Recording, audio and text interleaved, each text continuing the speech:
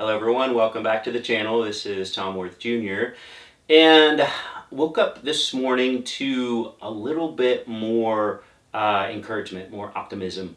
And that was with, I guess what spurred it was seeing some polls, which of course we know we can't put too much stock in, but it did remind me that Donald Trump is losing right now.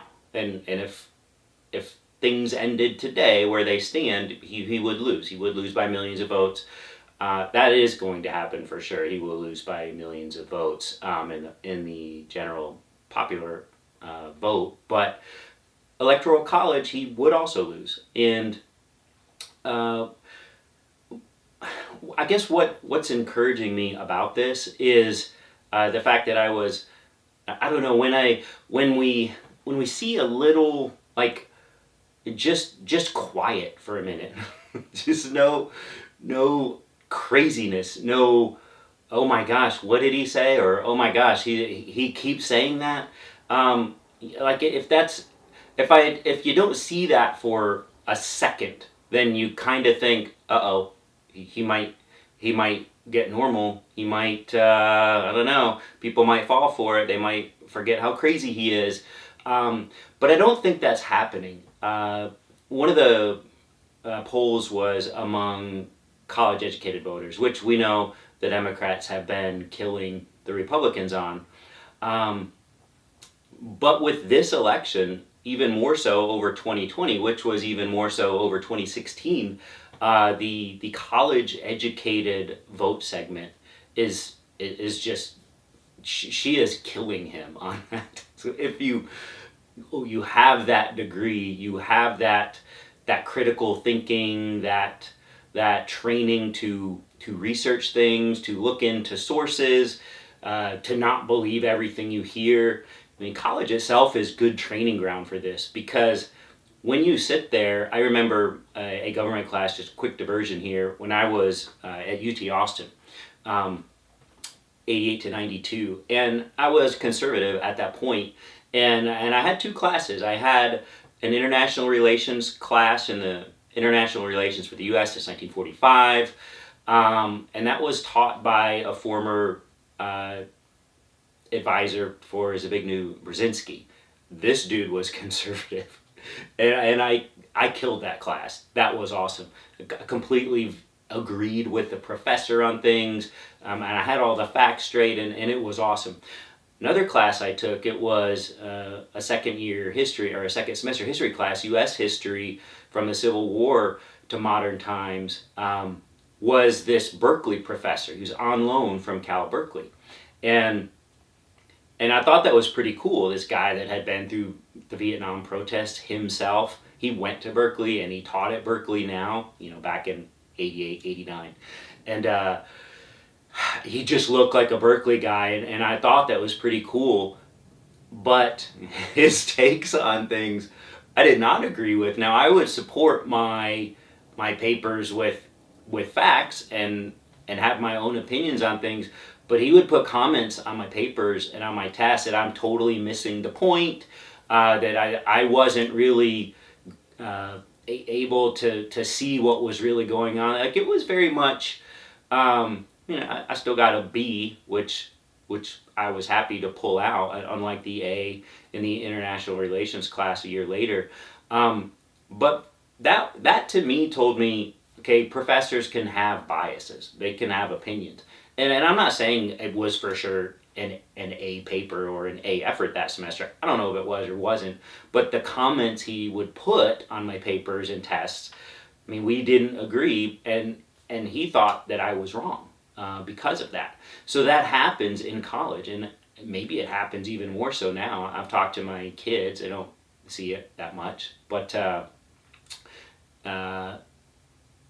you learn that it exists. And you learn to question things, and you learn there are people in the world that don't agree with you, and that's just something you pick up in college pretty early on. So I think the college-educated vote continuing to move in the right direction is just encouraging for America, really, and that's really what I'm talking about today. that Trump, regardless of whether he gets in or not, this November election, um, I do think, and I've said this before, the Trump movement is a Trump movement.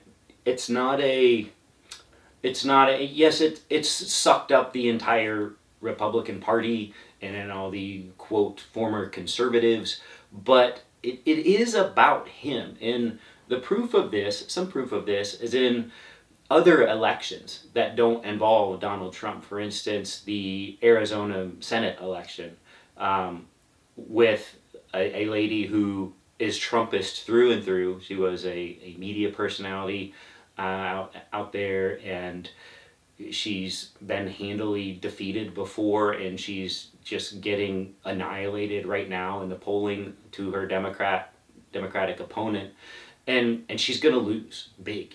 And Trump, I mean, right now Arizona is slightly breaking for Trump. It's one of those battleground states. He may carry Arizona, and she is going to get destroyed. Here in Texas too, Trump should win Texas pretty handily, pretty big. But Ted Cruz, if he wins, I mean, he's still ahead, but he is just squeaking by. We saw with Ron DeSantis going up against Trump, trying to out Trump, and Trump just wiped the floor with him in the primaries. And Trump is the only one who can pull this off. And this is the encouraging thing. Trump is one of the greatest con men of all time.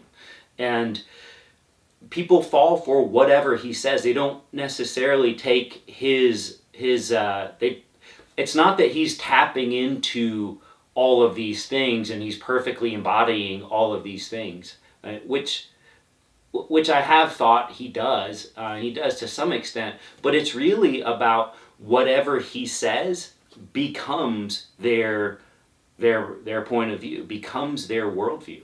If he comes out and says one thing this time is completely opposite from last time, like we're going to completely overturn Roe v. Wade and I'm going to appoint all these Supreme Court justices and I'm going to ask them beforehand if they will do that, and I get their assurances, and these are not good candidates in some cases, especially with Kavanaugh.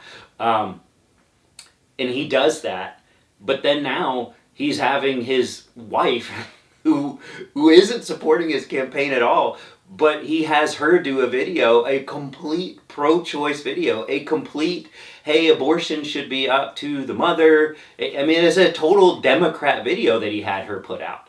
So he's completely flip-flopped. Now, will all these hardcore pro-life conservatives, evangelicals, will they turn on him for this, for completely abandoning the pro-life side? No, they won't, because it's him. If you had a Democrat doing this, they would be screaming bloody murder. But it's Trump doing it. So whatever he does is by definition their guy. So they're suddenly okay with the polar opposite. I've been pretty clear about this through my support of Biden and Harris, and through my rejection of Donald Trump basically the day after I voted for him in 2016.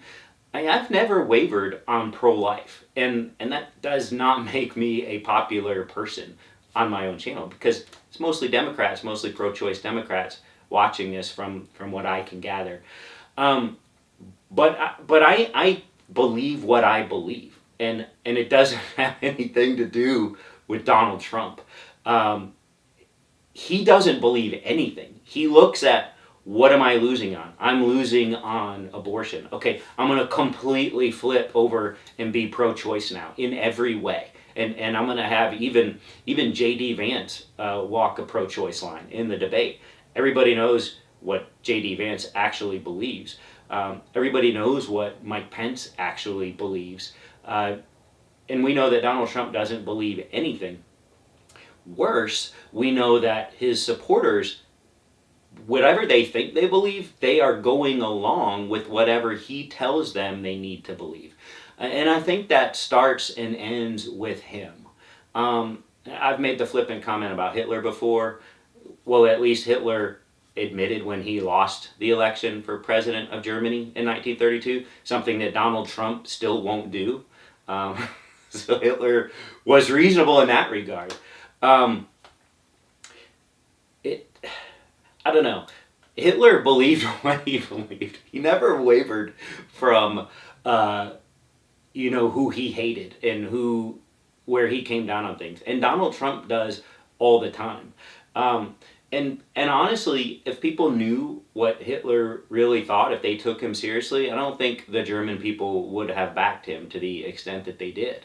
Unlike Trump supporters, he's telling them all along, and he did it for 4 years while in office, but it hasn't caught him any supporters. Once Hitler got power, it was too late. The people couldn't vote him out of office or refuse to vote him in anymore. Once he was named chancellor by the guy who won the presidential election in 1932, it was all over. He had all the power, and he quickly just completely beat everyone down.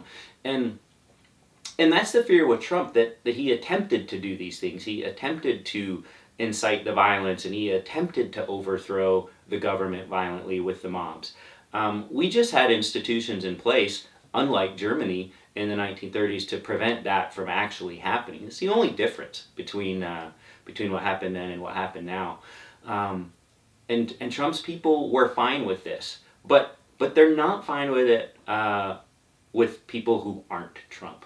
And I do believe that if you took any of the nonsense, any of the poison, any of the vitriol that Trump espouses on a daily basis, and in front of any crowd, in front of any microphone, if you had literally any other person saying the hateful things that he says, this thing wouldn't even be close.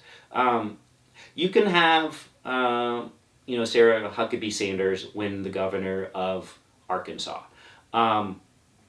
Arkansas is not a battleground state. Arkansas is Arkansas, and you have hardcore evangelicals there.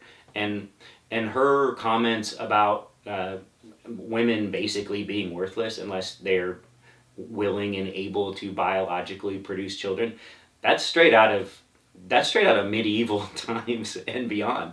These were, if your wife couldn't provide you an heir, a son, or if she somehow was unable to have children, you could get rid of her. You could kill her. You could do whatever you want. You could set her aside for that reason. This is what these types of Republicans like Sarah Huckabee Sanders are after.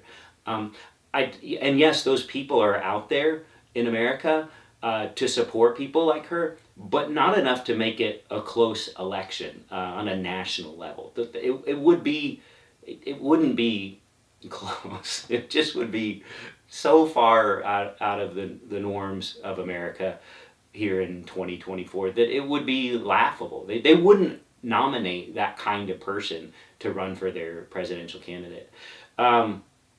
So I do think it starts and ends with Trump. I do think regardless of what happens this election, if we can keep our democracy through the next 4 years somehow, that whoever comes next can't do what he has done.